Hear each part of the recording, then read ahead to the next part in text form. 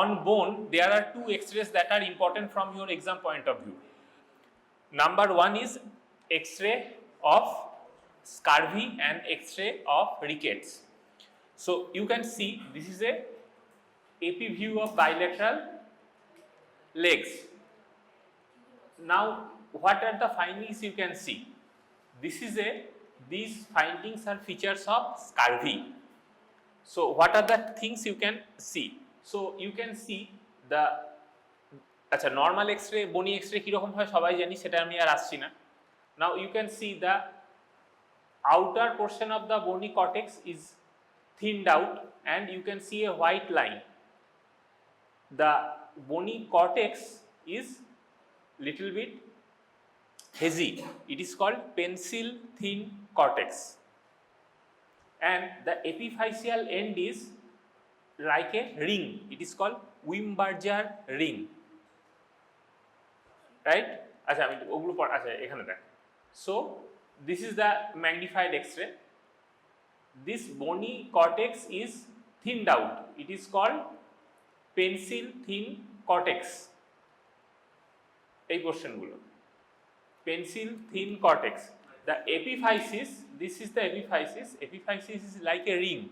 It is called Wimberger's ring or ring-like epiphysis. And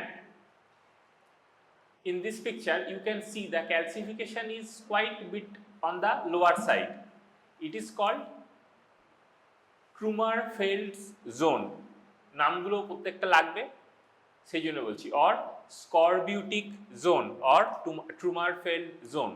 তাহলে তিনটে জিনিস বুঝলি, one is pencil thin cortex, Wimberger's ring, Trümmerfeld zone or scorbutic zone. It is a zone of decreased calcification at the level of epiphysis, metaphysis.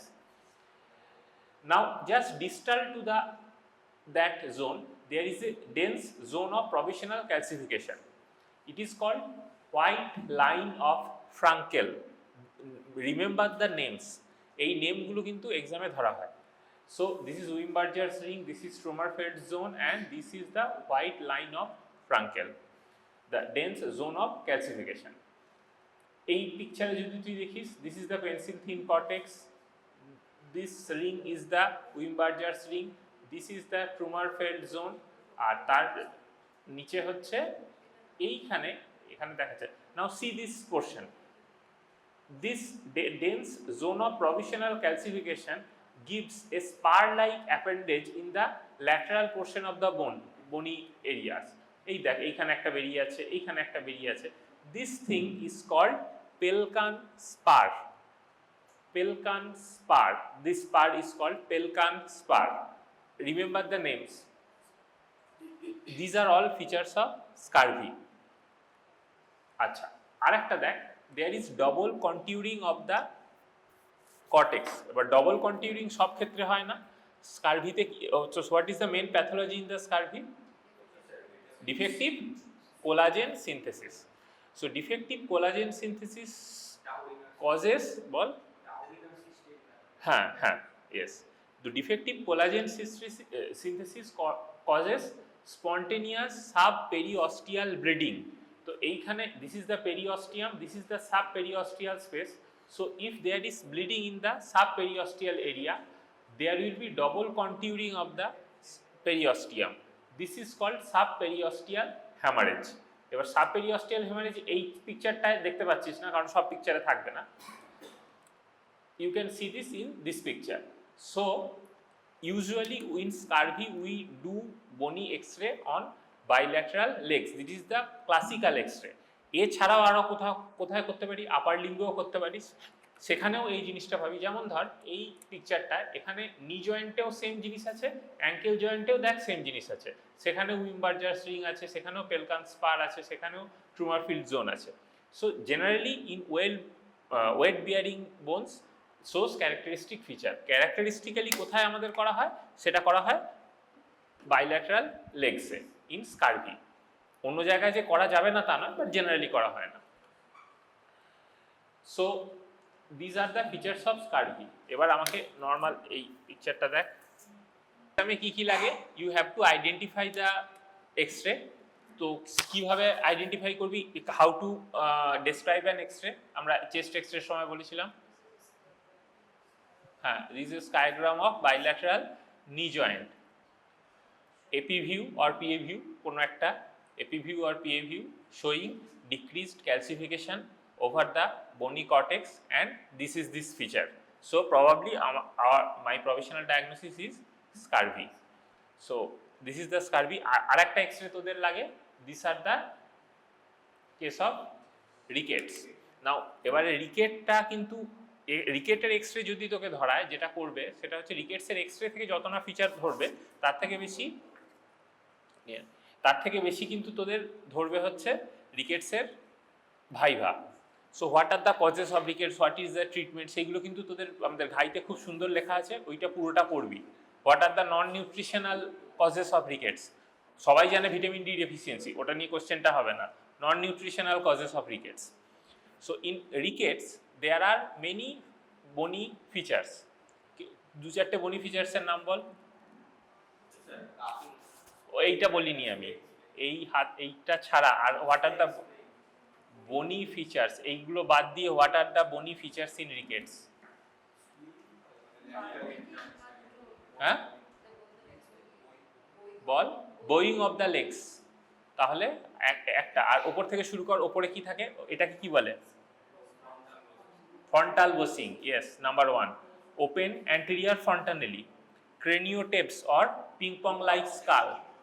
What are the feature? Craniotabes or ping pong like skull,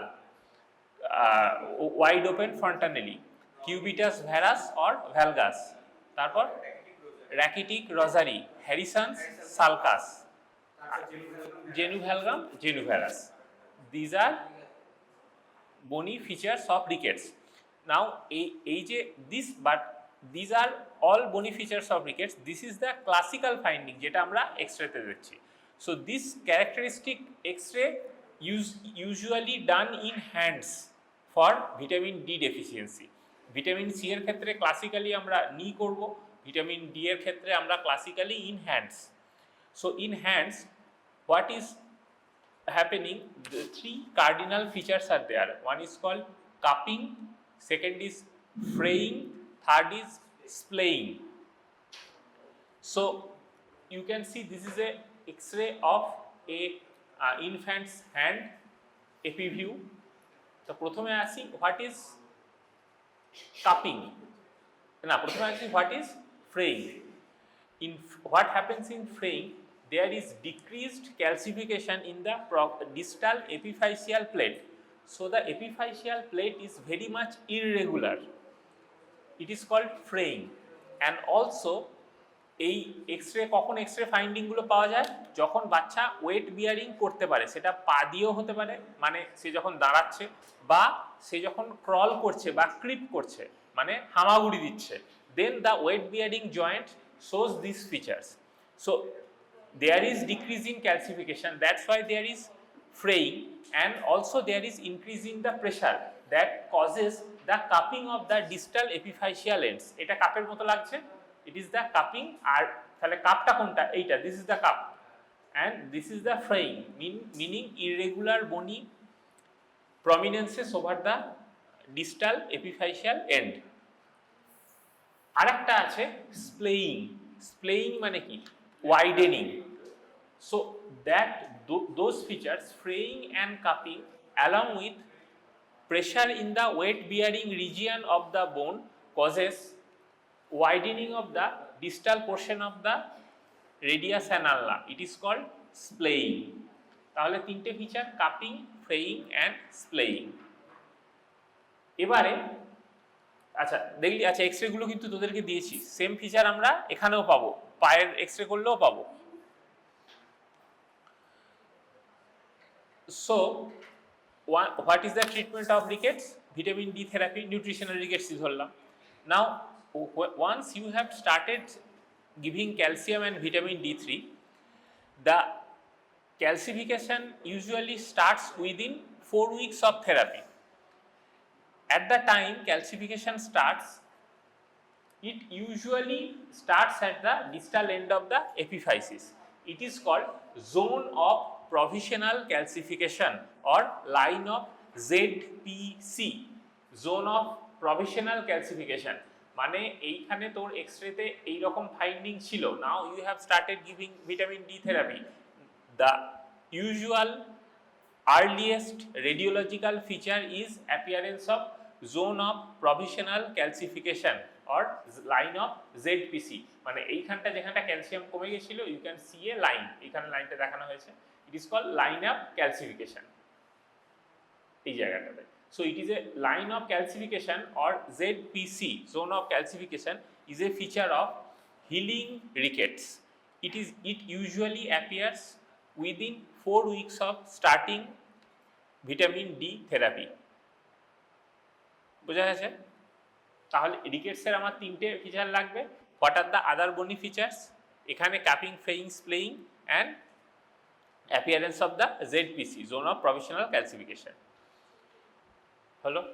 আচ্ছা, এক্সরেগুলো তোরা দেখে নে। Now coming to the instruments. আচ্ছা, প্রথমেই যে ইনস্ট্রুমেন্টটা দেখাই, আগের দিন তোদেরকে আমরা একটা, এটা দেখ, এটা প্যাকেট থেকে খুলে যায়, এটা পরীক্ষা দেবে কিনা আমি জানি না। আগের দিন তোদেরকে আমরা neonatal resuscitation bag, self inflating bag দেখিয়েছিলাম। আর একটা ব্যাগ যেটা বলেছিলাম, that is used in anaesthesia, it is called flow inflating bag. মানে এই দিস ইজ দ্য ব্যাগ, এইখানে যে সবুজ রঙের যে ব্যাগটা দেখতে পাচ্ছিস, this is the flow inflating bag, resuscitation bag. এটা জেনারেলি আমরা নিওনেটকে ইউজ করি না, ওটিতে বা ওল্ডার পেডিয়াট্রিক পেশেন্টকে ইউজ করা হয়। এখানে কি করা হয়, এই যে এই কানেকশনটা দেখতে পাচ্ছিস, এই পাইপটার মধ্যে অক্সিজেন সাপ্লাই করা হয়। যদি অক্সিজেন সাপ্লাই করিস তবেই এই বেলুনটা ফুলবে, না হলে কিন্তু এই বেলুনটা ফুলবে না, আর তোকে এটাকে দিয়ে পাম্প করতে হবে। It is called flow inflating bag. এটা তোরা ওটিতে দেখতে পাবি, অ্যানাস্থেসিয়াতে। Now the topic of discussion is oxygen giving devices. কি কি ডিভাইস দিয়ে আমরা অক্সিজেন দিতে পারি, রাইট?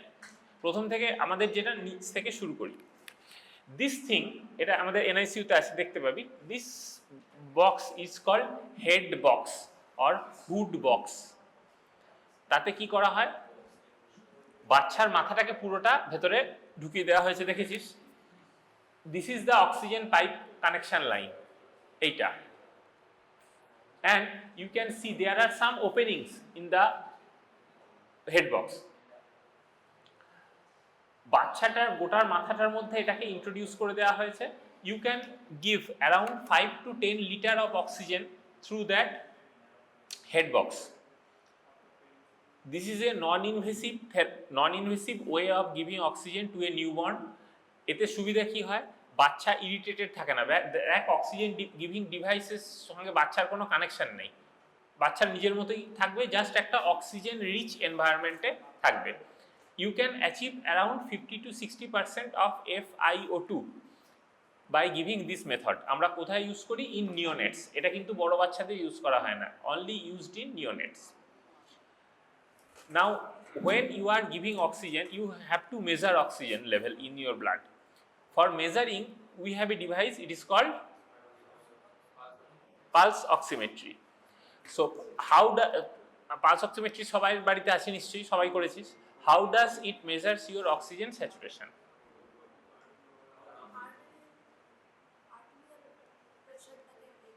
প্রেসার এটা ডিটেক্ট করে? হ্যাঁ হ্যাঁ, তাহলে এটা কিভাবে ডিটেক্ট করে তোর কত ইয়ে আছে? হ্যাঁ, ও কিভাবে মেজার করে, এ কিভাবে মেজার করে? দেখ, হ্যাঁ, অক্সিজেন হিমোগ্লোবিন, হ্যাঁ সে তো বুঝলাম, সেটা তো মেজার করে। আচ্ছা, এখানে তোরা নিশ্চয়ই দেখেছিস, এইখানে একটা এলইডি লাইট জ্বলে, দেখেছিস তো? হ্যাঁ, কোনো কোনো জায়গায় রেড আছে, ব্লু আছে, বিভিন্ন কোম্পানি বিভিন্ন রকম বার করে। যাই হোক, এখানে একটা আলো জ্বলে, আর এইখানে তার উল্টো দিকেই, তার মাঝে তুই তোর ফিঙ্গারটাকে দিস, আর তার উল্টো দিকে একটা রিসিভার আছে, দেখবি, এটাকে অন করলে দেখবি ব্যাটারি আছে। হ্যাঁ, দেখ, এইখানে একটা জায়গায় আলো জ্বলছে, আর তার উল্টো দিকে একটা রিসিভার আছে, দেখতে পাচ্ছিস? So what it does is our oxygen, there is oxyhemoglobin and deoxyhemoglobin in our blood, right? Now that oxyhemoglobin absorbs red light at around 660 nanometer of wavelength. Deoxyhemoglobin absorbs wavelength around 940 nanometer of wavelength.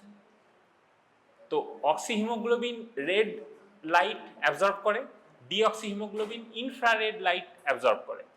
So this what does this thing do is it sends a signal through your finger, through capillaries.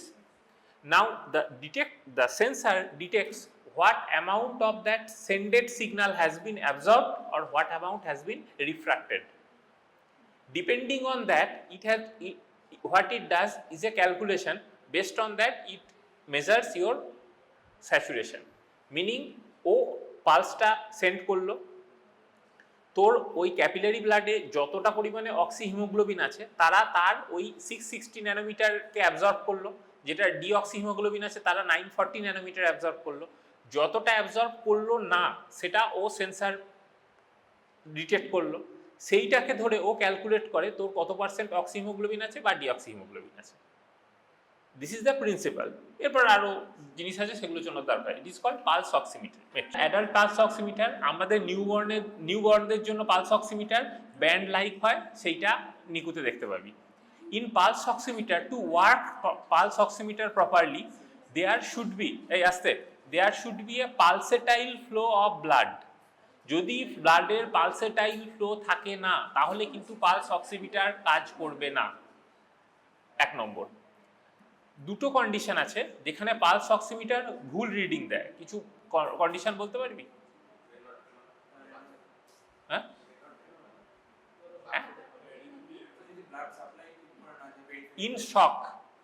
in shock there is very poor perfusion, so pulse oximeter cannot detect the pulsatile flow of the blood, তখন error result দেয়। আর কিছু কোনো poisoning, carbon monoxide poisoning, because what carbon monoxide poisoning does, oxygen ব্লাডের হিমোগ্লোবিনে থাকলে কি হয়? Oxyhaemoglobin.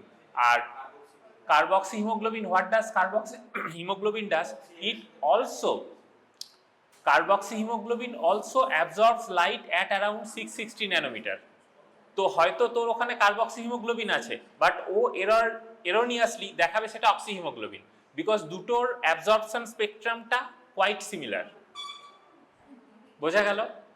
Next is the methaemoglobinaemia. Next condition is methaemoglobinaemia. In methaemoglobinaemia একটা অদ্ভুত কন্ডিশন ঘটে, সেটা হচ্ছে তোর স্যাচুরেশন যতই থাক ও দেখাবে around 85%, because methaemoglobin absorbs light both at 660 nanometre and 940 nanometre, দুটোতেই অ্যাবজর্ব করে। এই গল্প করিস না, এগুলো পরীক্ষা ধরবো দুটো কন্ডিশন কি, না বলতে পারলে দেখ গল্প করি বসে বসে। হ্যাঁ, so one condition is carbon monoxide poisoning. In carbon monoxide poisoning, the carboxyhemoglobin absorbs light at around 660 nanometer, so it erroneously gives false reading of more saturation even if the patient is hypoxic. Second is in methemoglobinemia, the methhemoglobin absorbs light both at 660 and 940, মানে সে ইনফ্রারেডেও absorb করে, রেডেও absorb করে। তাতে কি হয়, in both whatever may be the condition, you may be hypoxic, you may be normal, ও স্যাচুরেশনটা around দেখায় 85%-এর কাছাকাছি। মানে তোর যদি 95 থাকে তাতেও না 85 দেখাবে, তোর যদি 75 থাকে তাতেও 85 দেখাবে। So this are two are false. In methhemoglobin, what it does, it absorbs light both at 660 and 940 nanometer. So it erroneously gives SpO2 at around 85%. তো এবারে তাই যাই হয়ে থাক ও অ্যারাউন্ড 85% স্যাচুরেশন দেখাবে। So this is the pulse oximeter. Now see this is called nasal prong or nasal cannula. এদিকে তাকা ভাই, this is called nasal prong or nasal cannula. কিভাবে করা হয়? দিস ইজ, এখানে যেটা ওয়াল মাউন্টেড অক্সিজেন রাখা আছে সেটা দিয়ে দেওয়া হয়, আর এই জিনিসটা মাথার মধ্যে পরিয়ে দেওয়া হয়। এইটা কি করা হয়, এইখানে যে পাইপটা সেইটা নাকে ইন্ট্রোডিউস করে দেওয়া হয় এই পোর্শনটা, আর এইটা মেন কানেকশনে দেওয়া হয়। So by this is called nasal cannula. You can give around maximum 5 liter per minute flow through this cannula. Around, আচ্ছা এখানে কিন্তু ময়েস্ট অক্সিজেন দেওয়া হয়, তার থেকে বেশি জেনারেলি নেজাল ক্যানুলাতে দেওয়া হয় না, বিকজ তার থেকে বেশি যদি flow this that air will not get humidified by only humidifier. আচ্ছা হিউমিডিফায়ার দেখেছিস তোরা, যেটা অক্সিজেন যেখানে লাগানো থাকে তার তলায় একটা লিকুইড জল ভরা থাকে, দিস ইজ দ্য হিউমিডিফায়ার। তাহলে অক্সিজেনটা যাচ্ছে হিউমিডিফায়ারে, সেটা মিশছে, তারপরে সেটা নেজাল ক্যানুলায় আসছে। So you can not generally give oxygen more than 5 liter per minute through nasal cannula. You can give, but that will cause nasal irritation. কারণ তার থেকে বেশি ফ্লো দিলে ওই হিউমিডিফাই হয় না পুরোপুরি, তার জন্য হাই ফ্লো ডিভাইস বলে আরেকটা জিনিস আছে, সেটা ইউজ করা হয় ছেড়ে। So by giving this thing we can achieve. আচ্ছা এবারে কত ফ্লোতে আমরা কত FiO2 জেনারেট করতে পারি বলছে। দ্য FiO2 জেনারেশনের ফর্মুলা হচ্ছে নর্মাল এয়ারের FiO2 কত 21%। ধর তুই এখানে ফ্লো দিচ্ছিস 4 লিটার পার মিনিট, তাহলে ডেলিভার্ড FiO2 হবে 21 প্লাস 4 লিটার ইন্টু 3, তাহলে 4 ইন্টু 3 মিনস 12, তাহলে 21 প্লাস 12 33% FiO2 দিচ্ছিস। This is the formula. যত লিটার অফ, বুঝবি কি করে, গল্প করছিস তো, যত লিটার ফ্লো দিচ্ছিস তত ইন্টু 3 প্লাস 21 মানে normal air, that is the FiO2। তাহলে আমরা এখানে ম্যাক্সিমাম ফ্লো দিতে পারি 5 লিটার পার মিনিট, তাহলে 21 plus 5, yes 21 plus 5 into 3, maximum 36% FiO2 can be given through this oxygen cannula or tubing. হ্যাঁ এনে এটা দেখে নে।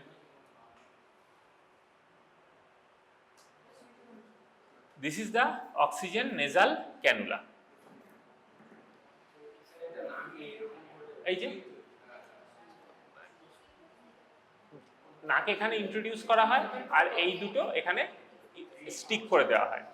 Another thing is to be remembered here that the size should be such that it should not block the entire nostril. মানে এই nasal ক্যানুলার যে পাইপটা সেটা যেন নাকটাকে পুরোপুরি ব্লক না করে। পুরোপুরি ব্লক করলে কি হবে, বাচ্চাটা এক্সেলেশনের হাওয়াটা কোথায় যাবে, তাকে তো এক্সেলও করতে হবে। হ্যাঁ সেটা একটা, অবশ্যই সেটা একটা প্রসিডিওর, কিন্তু তুই নিজে একবার ট্রাই করে দেখ। তুই যদি কন্টিনিউয়াস একবার দুবার ঠিক আছে, কন্টিনিউয়াস নাক দিয়ে টেনে মুখ দিয়ে ছাড়তে শুরু করিস, কিছুক্ষণ পর দেখবি তোর মুখ পুরো ড্রাই হয়ে গেছে। সো তুই নিজে করে দেখ, 2-4 বারে অসুবিধা হবে না, তুই 20 মিনিট কর দেখবি হয়ে যাবে। সো এ দেখ এখানে নাকে লাগানো আছে, কি গ্যাপ আছে নাকে, বুঝতে পারছিস? So this the nasal cannula. Next এখানে 3-4টে জিনিস আছে, এবার এক এক করে আসছি। বলো। হ্যাঁ না সেটা হচ্ছে নেজাল সিপ্যাপ, সেটা পরে আসবো, সেটা আমি বলছি না এখন, ওটাকে সিপ্যাপ বলে। আচ্ছা এখানে আমরা 2-3টে জিনিস দেখব। So this thing is called, এটাকে কি বলে সবাই দেখেছিস ছোটবেলা থেকে? এটা হ্যাঁ এটা এটা কি বল? Oxygen mask, face mask. এটার সিম্পল ফর্মুলা কিছুই নেই, এইখানে একটা অক্সিজেন টিউবিং দেওয়া হয় আর এইখানে এই একজন আছে সামনে,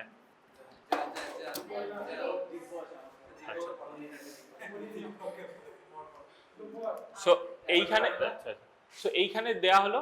নাও you can tie this thing around his neck, যাবো সবার এমনি বুঝতে হবে, tie this thing around his neck. So you can give around 10 litre per minute flow through this thing. তাহলে ওটা 5 ছিল, এটা 10। এখানে দেখ কিছু কিছু হোল আছে এইখানে, দেখতে পাচ্ছিস তো? It is called normal face mask. মানে এইখানে যখন তুই এক্সেল করছিস তখন এয়ার বেরোবে, আবার যখন ইনহেল করছিস শুধু এটা দিয়ে যে এয়ার আসবে তা নয়, এটা দিয়েও তো ঢুকবে, সাইড দিয়েও ঢুকবে। So there is always chances of mixing of air of oxygenated variety and deoxygenated variety. তো নর্মালি যেখানে mild respiratory distress, I can give normal face mask oxygen, সেটা হচ্ছে এইটা।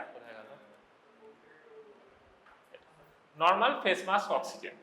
This thing is called oxygen tubing. এটা just একটা টিউবের মতো, oxygen কানেকশনে লাগালি সেটাকে নাকের সামনে ধরা হয়। You can give free flow oxygen through this tube. Now তার থেকে আরেকটু বেটার, হ্যাঁ সাইজ আলাদা, এই তিনটে প্রত্যেকটা জিনিস আলাদা, আমি বলছি তোকে। হ্যাঁ হ্যাঁ, সেটা ডিপেন্ডিং অন পেশেন্ট সিচুয়েশন। আচ্ছা, এবারে দেখ, নাও আমি তো পার্শিয়াল রিব্রিদিংটা দেখতে পাচ্ছি না। নাও সি দিস থিং, এটা দেখতে পাচ্ছিস, এটা কি বলতে পারবি? এটা একটা রিজার্ভার আছে আর এটা একটা মাস্ক আছে। এখানে দেখ মাস্কের থেকে ডিফারেন্স কি, মাস্কটা দিলাম। আচ্ছা, এইখানে মাস্কে কোনো ভালভ ছিল না, এইখানে মাস্কে দুটো ভালভ আছে, দেখতে পাচ্ছিস? ভালভটা বাইরের দিকে। That means if air goes from inside to outward it will allow, but it will not allow air from outside to inwards. So আচ্ছা, প্রথমে এই রকমও কিছু মাস্ক হয়, সেটাকে বলা হয়, এইটা মাস্ক, আর এই জিনিসটাকে বলা হয় this is the reservoir. It is called, this thing is called non rebreathing mask. Non rebreathing mask. So what does it mean? Rebreathing মানে আমি এখানে কোনটা কি বলছি? What is called rebreathing? Mixing, মানে যে এয়ারটাকে আমি এক্সহেল করছি নেক্সট ইনহেলেশনে, সেই এয়ারটাই কি কিছুটা আমার কাছে আসছে। এই নর্মাল ফেস মাস্কে দিলে কিছুটা মিক্সিং অবশ্যই হচ্ছে, এইটাতে কি হয়, কোনোটা মিক্সিং হয় না। এটা তোকে আমি অক্সিজেন চালালে দেখতে পাবি, এটা দিয়ে কানেকশন হয়, তখন ব্যাগটা ফুলে যায়। এখানে অক্সিজেন চালালেই এই ব্যাগটা ফুলবে। তুই যখন ইনহেল করবি তখন এয়ারটা যাতে শুধুমাত্র এইখানে যে অক্সিজেনটা আছে সেটা থেকেই যাবে, অন্য কিছু দিয়ে যাবে না, বিকজ বাইরে থেকে এয়ার এই ভালভ দুটো ব্লক করে দেবে। আবার যখন এক্সহেল করবি তখন এদিকে আর ঢুকবে না, বিকজ এখানে আর একটা ভালভ আছে, তখন এয়ারটা এই দুটো দিয়ে বেরোবে, আর এইটা বেলুনের মতো ফুলে থাকবে।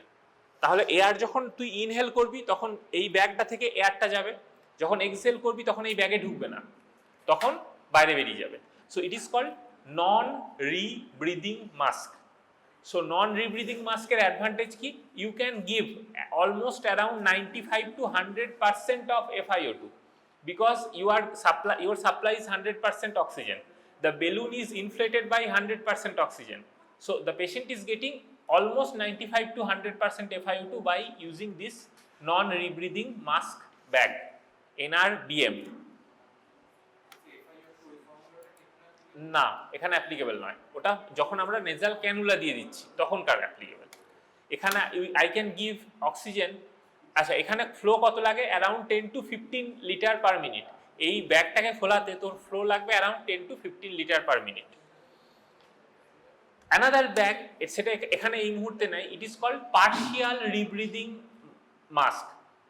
এটা হচ্ছে নন রিব্রিদিং মাস্ক, আর একটা হচ্ছে পার্শিয়াল রিব্রিদিং। সেখানে কি করা হয়, এইখানে দুটো ভালভ দেখতে পাচ্ছিস, সেখানে একদিকের ভালভটা থাকে, একদিকের ভালভটা থাকে না, মানে কিছুটা পরিমাণে মিক্সিং হবে, কিছুটা হবে না। It is called partial rebreathing mask. The FiO2 usually gets around 60 to 70% by using that partial rebreathing mask. Another mask যেটা তোকে আমি দেখাতে পাচ্ছি না, it is called Venturi mask. So in Venturi mask what happens is there is a valve and there is a flow controlling knob. এখানে বিভিন্ন colour coding থাকে। So depending on the color coding you can control the FiO2 you are giving. মানে এখানে দেখ 24%, আর একটা কি লেখা আছে 2 litre per minute, meaning if you give 2 liter per minute oxygen through this thing the FiO2 will be 24%. এখানে দেখ 40%, 10 liter per minute লেখা আছে, so the FiO2 will be 40% and if you give flow around 10 liter per minute. So by doing this Venturi valves you can get FiO2 around up to 60%. Venturi mask around 60% of the oxygen দেওয়া যায়।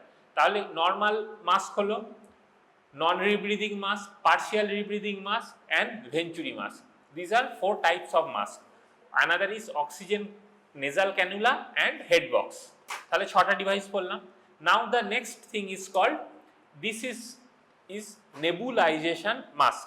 তোরা ছোটবেলায় সবাই nebulisation নিয়েছিস নিশ্চয়ই, কেউ না কেউ নিয়েছিস, এইখানে এসে নিতে হয়। So this is the nebulization mask. এখানে নেবুলাইজেশন মাস্ক কি আছে, দিস এ নর্মাল মাস্ক। এখানে দেখ কোনো ভালভ নেই, দুটো বড় বড় ফুটো, মানে এখানে ওরা বলছে যে এখান দিয়ে এয়ারটা বেরিয়ে যাক, এখানে যেন এয়ার কোনো ট্র্যাপিং হয় না, এখান দিয়ে আমি কানেকশন করছি।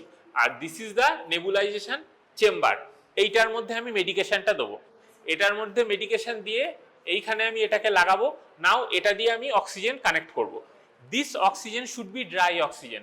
নেবুলাইজেশনে যে অক্সিজেন কানেক্ট করব সেটা যেন হিউমিডিফায়ার চেম্বারের মধ্যে দিয়ে না আসে, সেটা ডাইরেক্ট অক্সিজেন আসবে, না হলে নেবুলাইজেশনটা আসবে না। অলরেডি সেটা যদি ওয়াটার ভেপার দিয়ে স্যাচুরেটেড থাকে, এটা আর নতুন করে স্যাচুরেট করবে না। বুঝতে পারা যাচ্ছে কথাটা? যে এয়ারটা আমি দিচ্ছি সেটাকে আমি নেবুলাইজেশন চেম্বারের থ্রু দিয়ে পাস করাচ্ছি, যাতে সেই ভেপারটা ওই মেডিকেশনটা আমার নাকে আসে। তো অলরেডি যে তুই যদি নেবুলাইজেশন এই ওয়াটার চেম্বারে স্যাচুরেটেড হয়ে যায়, তাহলে এটা তো আর ডিজলভ করবে না। সো এখানে যে আমরা অক্সিজেনটা দেবো, that should be dry air. So এইখানে অ্যামাউন্টে দিলাম যতটা দেওয়ার। Now you will put that in the nose. It is called nebulisation mask. নিয়েছিস কি? অনেকেই নিয়েছিস আশা করি, এমার্জেন্সিতে সবসময় ইউজ হয়। আচ্ছা, হ্যাঁ হ্যাঁ, এখানে মিক্সিং করা হয়, বিকজ দেয়ার ইজ আচ্ছা, nebulisation usually it can be done via your central oxygen supply or nebulisation machine. But তোকে যদি পরীক্ষায় ধরে, you will only say that I will give nebulisation via oxygen. Direct ওই মেশিনে যে নেবুলাইজেশনগুলো করা হয়, নেবুলাইজেশন মেশিন পাওয়া যায়, these are non medically approved. কেন? কারণ ওই মেশিনের নেবুলাইজেশনে যেটা হয় যে ওই ভেন্টিলেশন পারফিউশন মিসম্যাচ হয়। কারণ ওই অক্সিজেনটা ওরা এয়ার ইউজ করে, অক্সিজেন তো নেই, এয়ারটাকে কম্প্রেস করে পাম্প করে। তাতে কি হয়, FiO2টা সেম থাকে, কিন্তু সাডেন ব্রঙ্কোডায়ালেটার হয়ে যায়, তো ভেন্টিলেশন পারফিউশন মিসম্যাচ হয়। তো you should give always nebulization through oxygen, যাতে ভেন্টিলেশন পারফিউশন মিসম্যাচ না হয়। আচ্ছা, এবারে next device, this is called, এটা ছোটবেলায় অনেকে ইউজ করেছিস আশা করি, এখনো করিস, কি বলে এই মিটার ডোজ ইনহেলার। তো এখানে মিটার ডোজ কেন বলা হচ্ছে? হ্যাঁ, মেজার করা যায়। So this is the meter dose inhaler. এই জিনিসটা, এইটা যেমন নেবুলাইজার বললাম, this is the inhaler portion. So how do you use inhaler? কেউ একটা বল, কে ইনহেলার ইউজ করেছিস তোদের মধ্যে? হ্যাঁ, বল কিভাবে ইউজ করিস, দাঁড়া বল তুই ইউজ করিস। এই বল না, আরে তুই তো করিস, বল বল, হ্যাঁ বল, ঝাঁকিয়ে নিস, হ্যাঁ হ্যাঁ। আর সেই সময় কি করিস? ইনহেল নিস, হ্যাঁ inhale. So in adult patients, what we use that inhaler or meter dose inhaler can be used directly. So the patient is asked to shake the inhaler, put on his or her mouth and take deep inspiration while pumping the nebulization. যেটা নেওয়া হলো, then hold the breath for 5 to 10 seconds, then exhale. This is the procedure, একটা puff, তাই তো? তাই করিস তো? একটু ব্রেথ হোল্ডিং করিস তো? হ্যাঁ। So this is the procedure. তাহলে তাতে কি হবে সেটা কেন আসছে?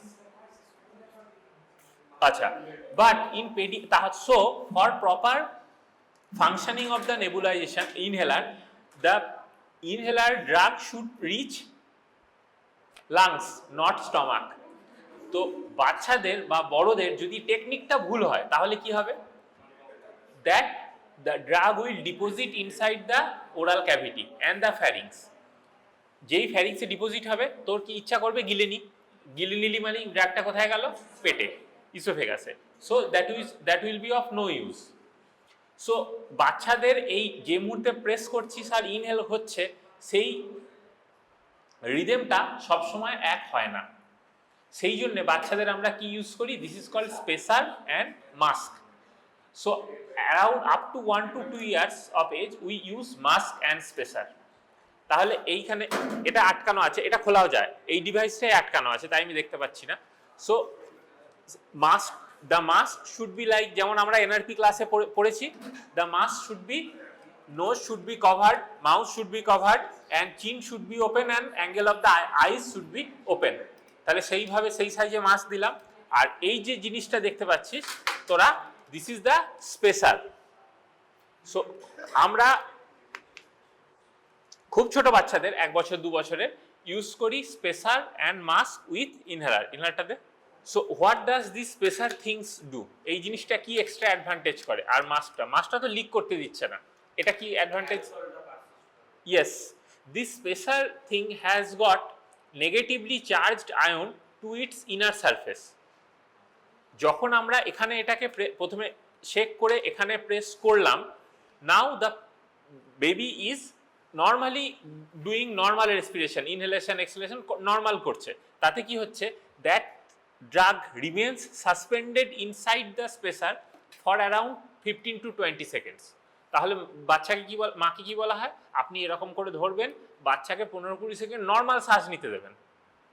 সো মনে করা হচ্ছে the drug that is aerosolized inside the spacer will get deposited into the respiratory tract. So it is spacer and mask. Normally আমরা 2 থেকে 3 বছরের নিচের বাচ্চাদের স্পেশাল মাস্ক ইউজ করি।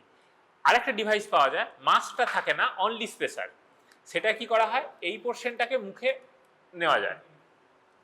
সো এটা নর্মালি উইদাউট মাস্ক কাদের ইউজ করব, in older children's more than 5 years of age। তাদের কি করা হয়, the patient is asked to inhale through the mouth and exhale through the nose. যেই মুহূর্তে প্রেস করলো তারপরে সে মুখ দিয়ে নিঃশ্বাস নেবে, নাক দিয়ে ছাড়বে। Inhale through mouth and exhale through nose. There is a valve, yellow colour valve, এই যে কটকট করছে, দিস এ ভাল্ব, দেখতে পাবি, this a yellow colour valve. যখন সে ইনহেলেশন এক্সহেলেশন করবে, ওই ভাল্বটা ওপেন ক্লোজ পরপর হতে থাকবে। তাতে তুই বুঝতে পারবি যে ড্রাগ ডেলিভারিটা হচ্ছে কি হচ্ছে না।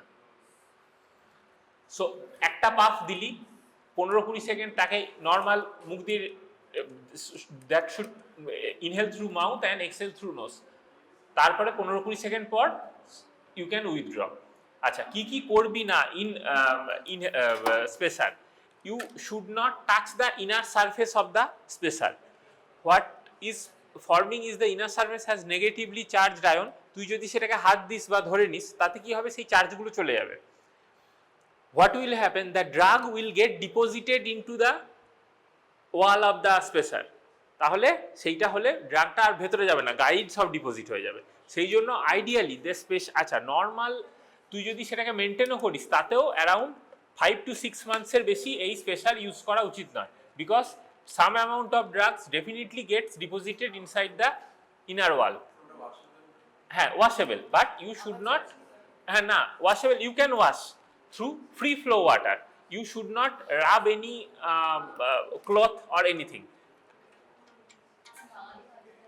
বলছি ক্লাসে আছি, পরে ফোন করছি। You should not rub anything through the inner surface of the spacer.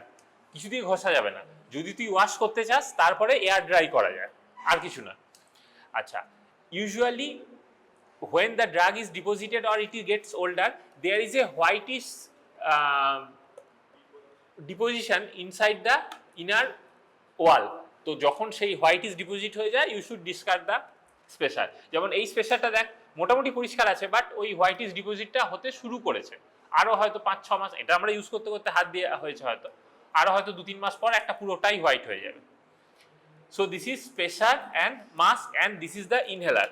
আচ্ছা, পরীক্ষার হলে কিন্তু এটাকে লাগাতে দেওয়া হবে, সেই জন্য ভুলভাল লাগাস না। যারা করেছিস তারা তো জানিস, যেটা তোরা ভুল করিস, এইদিকে নোজ পোর্শন, তো এইটা আপসাইড হবে। তোরা কি করিস, এই করিস, তোরা এটা লাগছে, হ্যাঁ তোরা এই করিস, এইটা করবি না। নোজটা তো এটা, তাহলে তুই যখন প্রেস করবি তো সেটা ওপরের দিকে থাকবে, বুঝতে পারলি? হ্যাঁ, ওই ভুলটাই ম্যাক্সিমাম হয়।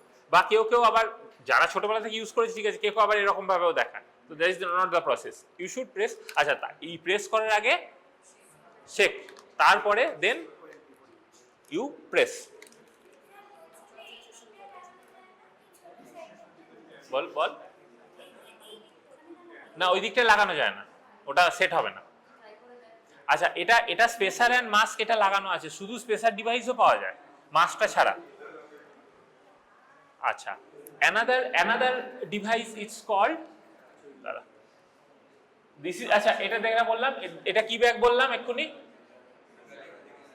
নন রিব্রিদিং মাস্ক।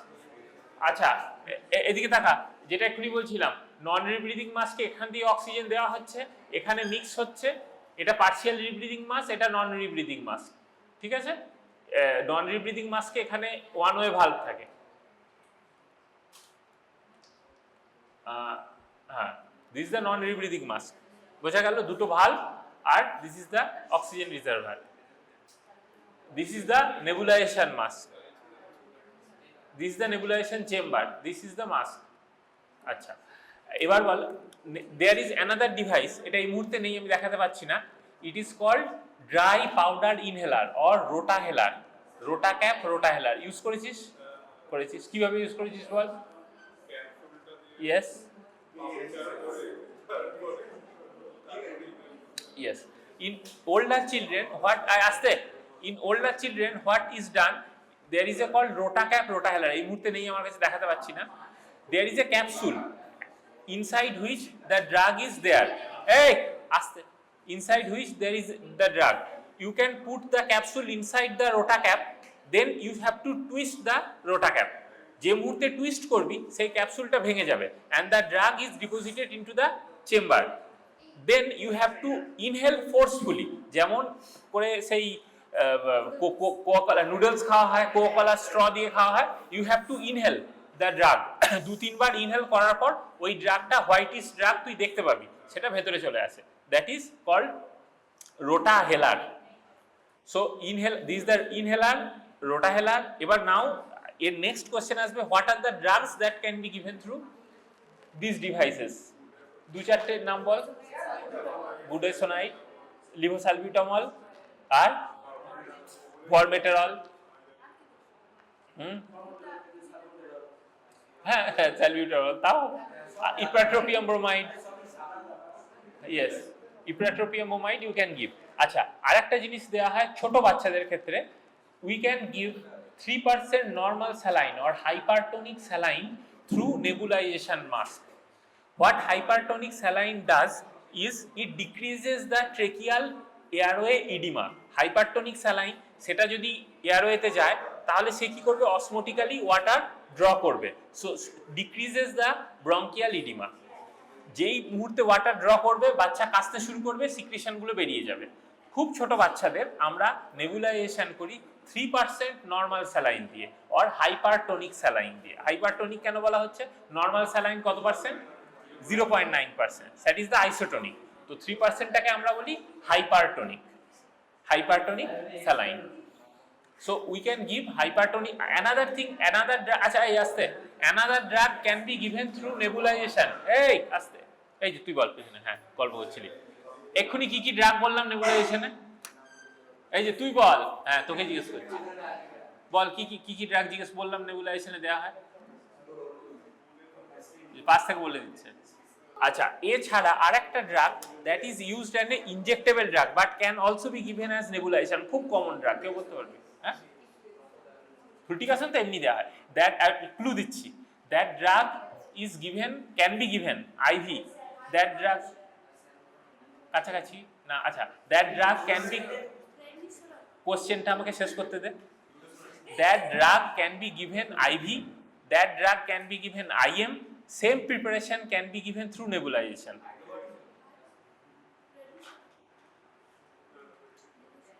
আরো কমন, হ্যাঁ অ্যামিট্রিপটিলিন না, না অ্যামাইলোফাইল নেবুলাইজেশন দেওয়া হয়,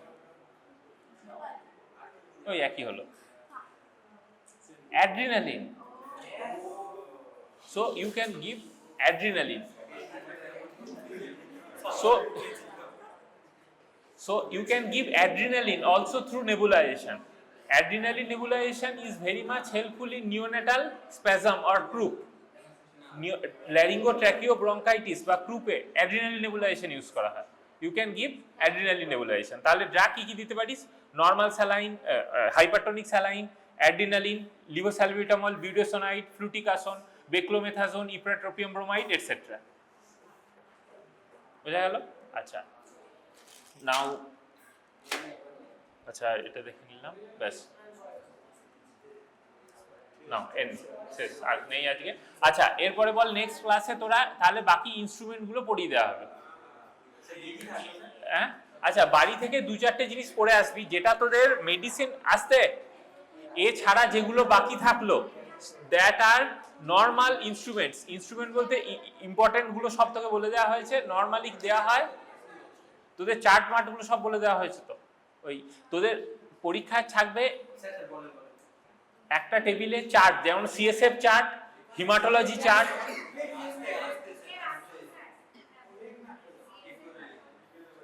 সিএসএফ চার্ট, হিমাটোলজি, সিএসএফ যেগুলো পড়িয়েছিলাম তো, এলবি লাম্বার পাংচার পড়িয়েছিলাম, CSF chart, haematology chart, pleural fluid chart, ascitic fluid chart, urine chart মানে ইউরিন রুটিন এন্ড মাইক্রো,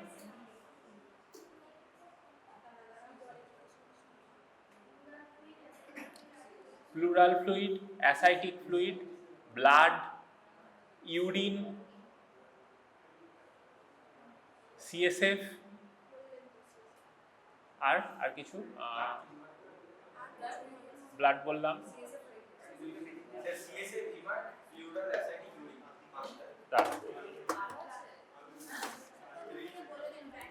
হ্যাঁ আচ্ছা এটা হলো চার্ট। এবার এর সঙ্গে হচ্ছে এক্স রে একটা থাকবে, এক্স রে যা যা দেখিয়েছি সব, সিভিএস এক্স রে, আজকে যে দুটো এক্স রে দেখলাম চেস্টের এক্স রে, তার সাথে সাথে ওই থ্যালাসেমিয়ার একটা স্কালের এক্স রে যেটা দেখিয়েছিলাম, হয়ে গেল। আচ্ছা তার সাথে এবারে ইনস্ট্রুমেন্ট যা যা এনআরপিতে দেখিয়েছি সেই ইনস্ট্রুমেন্ট সব কিছু, আজকে যেগুলো দেখালাম সেগুলো সব কিছু। এছাড়া আইভি ফ্লুইড মানে হচ্ছে ivy cannula, RL, NS, normal saline বোতল, আর কিছু থাকে এমার্জেন্সি ড্রাগস। এমার্জেন্সি ড্রাগসের মধ্যে তোদের থাকবে অ্যাড্রিনালিন, হাইড্রোকর্টিসন, আচ্ছা এতক্ষণ অ্যাড্রিনালিন, হাইড্রোকর্টিসন, নরঅ্যাড্রিনালিন,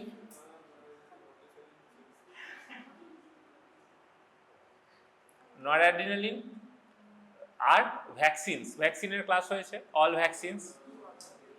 আচ্ছা তার সাথে ড্রাগসের মধ্যে থাকবে ডেক্সামেথাজোন, আর কি থাকে, তো এইগুলো হচ্ছে তোরা ওই যে ড্রাগস যেগুলো বললাম এইগুলো নতুন করে কিছু করার নেই, ভায়ালটাকে তোকে ধরানো হবে আর রিলেভেন্ট কোয়েশ্চেন করানো হবে, সেটা তোরা better read from pharmacology books. Pharmacology books আছে, রিড ফ্রম ফার্মাকোলজি, বাড়ি থেকে আনতে হবে, কষ্ট করতে হবে, বাড়ির পরীক্ষা থেকে বাড়ি যাবি তো। আচ্ছা আচ্ছা তাহলে এক্স রে গেল, চার্টস, ইনস্ট্রুমেন্ট, ড্রাগস, ভ্যাকসিনস, আর একটা table NRP, neutral resistant protocol একটা টেবিল, আর চার্ট, এই চার্টের মধ্যে আরেকটা হচ্ছে গ্রোথ চার্টগুলো যত রকমের গ্রোথ চার্ট আছে, weight for height, height for age, weight for age, সব রকম growth chart, IFE and WHO. তোদের তো টোটাল 100 হচ্ছে না, তোদের অ্যাকচুয়ালে 100 প্র্যাকটিক্যাল 100 থিওরি, এই সেমিস্টারে বোধহয় তোদের 50-50 হবে, কিন্তু টেবিল সব কটা থাকবে এটা আমার পক্ষে বলা সম্ভব নয়, পেশেন্ট যা থাকবে, পেশেন্ট যেরকম থাকবে সেরকম সব আছে। জেনারেলি নিউরোটা একটা লং কেস আসার খুব চান্স, নিউরোটাই তো লং কেস।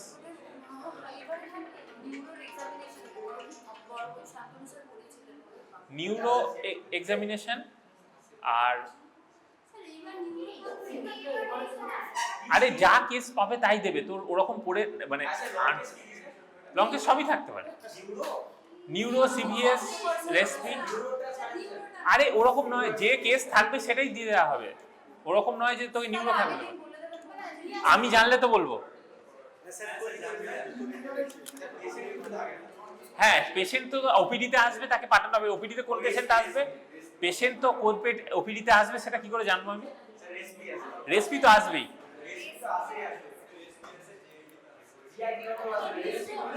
আচ্ছা, তোরা অ্যাটলিস্ট থ্যালাসেমিয়া, নেফ্রোটিক, এই দুটো ভালো করে পড়ে আসিস।